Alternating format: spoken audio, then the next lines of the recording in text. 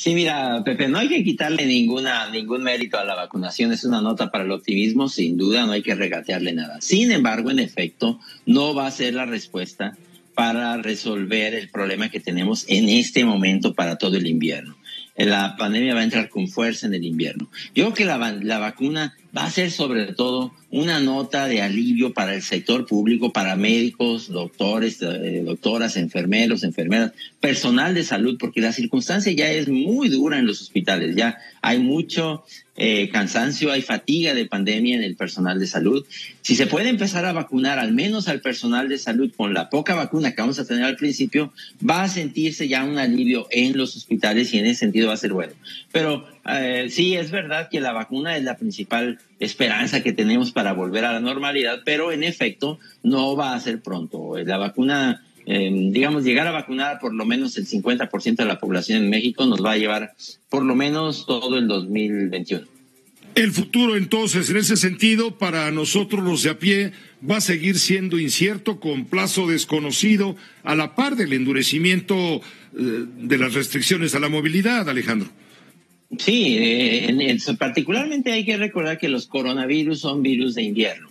Los virus de invierno se van a activar sobre todo en los meses a finales de diciembre, principios de enero, febrero y hasta marzo. Entonces, probablemente en muchos sitios de México y del hemisferio norte todavía tengamos que ver lo peor de la pandemia. Así que hay que tener una buena nota de optimismo por la vacuna, pero no olvidarnos que aquí y ahora seguimos dependiendo de la sana distancia, de la higiene de manos, de ponernos un cubrebocas en toda situación pública, de evitar atiborramientos, evitar reuniones y avisar tempranamente cuando nos enfermemos. Eso es lo que tenemos. Ahora sí que, como decimos, es lo que hay. ¿No te parece, Alejandro, no te parece arrebatada la campaña de propaganda bulliciosa que ha montado el gobierno justo cuando en el Reino Unido de la Gran Bretaña se ha descubierto una nueva cepa del virus que parece más contagiosa? Bueno, empiezo por lo segundo. Mira, la cepa de Inglaterra es una de otras muchas que hay en el mundo. Sí puede ser particularmente peligrosa, pero hay que decir que hasta ahorita son solamente cuestiones hipotéticas. Se supone que es más transmisible, no estamos seguros, es una hipótesis, de acuerdo con los datos que hay en Inglaterra.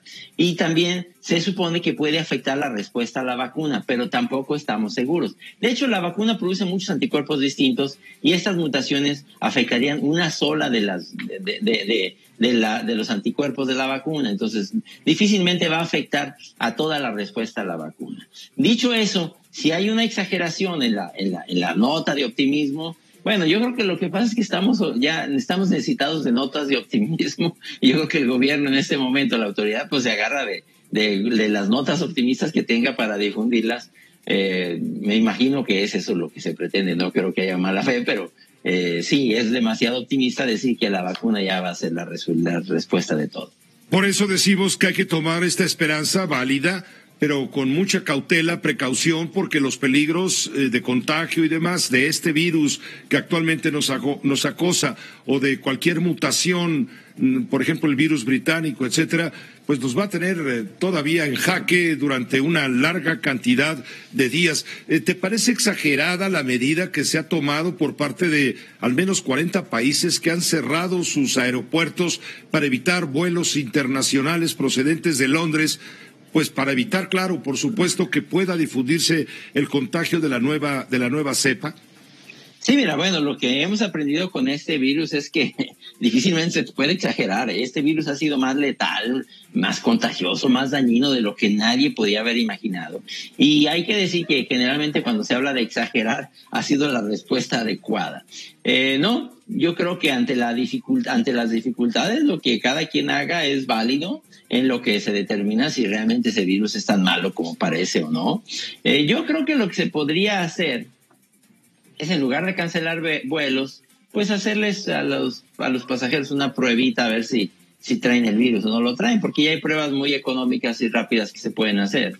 y creo que se podía hacer un buen sucedáneo, ¿verdad? Estábamos mostrando, bueno, íbamos a mostrar enseguida imágenes, estábamos mostrando porque las vimos antes de empezar el noticiario, donde miles de camiones están varados en las fronteras europeas que están cerradas por la nueva cepa del COVID-19. Me refiero a vehículos que llegan directamente desde el Reino Unido o tenía como destino el Reino Unido de la Gran Bretaña. Es decir, el mundo es... Guadalupe, ¿cómo estás, María Amparo? ¿Cómo te va? Muy buenas tardes, noches ya. Muy buenas tardes, Pepe. Yo me uno a tu felicitación y a los mejores deseos para doña Guadalupe, y gracias por mencionarle. Sé que nos está escuchando esta radio escucha número 1. Dices, Pepe, pues vamos al tema. No es la primera vez, ahora es el New York Times, pero no es la primera vez que nacionales y extranjeros, investigaciones periodísticas, organismos internacionales desmienten las cifras que están en México. Lo sorprendente es que no acabamos de entender que para las políticas públicas y para tener una mínima rendición de cuentas hace falta información. Y si no nos dan información, o si la información es manipulada, pues una de estas dos cosas, ni buenas políticas públicas y mucho menos rendición de cuentas. La pandemia, en efecto, Pepe, no es culpa ni por asomo de Andrés Manuel López Obrador, pero sí es responsable por el manejo de la pandemia, por la gestión de esta pandemia. Y lo que revela hoy en día, bueno, el día de ayer, el New York Times, en el sentido de que se han manipulado dos de los indicadores importantes escogidos por el propio gobierno para decidir si hay semáforo rojo, naranja o verde. Creo que deberíamos decir que tenemos un semáforo negro de luto que están viviendo las familias que han tenido fallecimientos en este país, en parte por la irresponsabilidad. Realmente es una cosa que tenemos que denunciar y que tenemos que explicarle a la gente. Estos dos índices son el índice de la ocupación de camas hospitalarias con ventilador, y el segundo es el índice de positividad de las pruebas. En ambos índices se han escondido los números reales hasta por 10% en el caso de las camas y por más del 18% en el caso de la positividad PP de las pruebas. Con eso, pues pueden justificar cualquier política pública, pero con eso también estamos privados los ciudadanos de tomar nosotros también las mejores decisiones. A mí me impresiona muchísimo la incongruencia, Pepe, y la inconsistencia de los datos manejados por este gobierno, aún con sus bases de datos que usa el New York Times, aparte de que ellos hicieron su propia investigación, con sus propios datos, como lo hemos mostrado en muchos otros problemas, la corrupción, la impunidad, el crecimiento, aún con sus datos están mintiendo.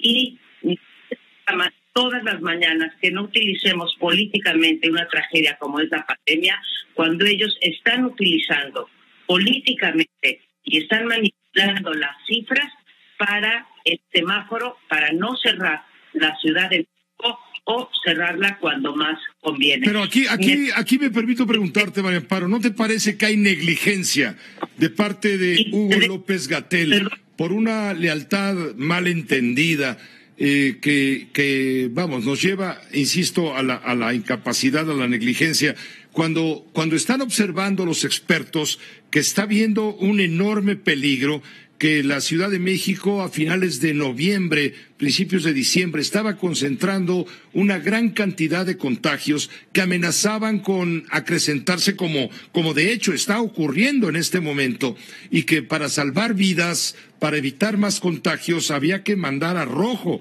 a la Ciudad de México. Sin embargo, hay la versión de que, teniendo la información sobre la mesa, el presidente de la República consideraba que los efectos económicos serían brutales, que serían muy dañinos los costos en esa índole, y ordena que no se vaya a rojo la Ciudad de México. Y ahora estamos viendo la competencia, y mientras el gobierno insiste en que pues ya vamos de salida, que vamos bien, que la curva está domada, cuando todo esto se cae por su propio peso.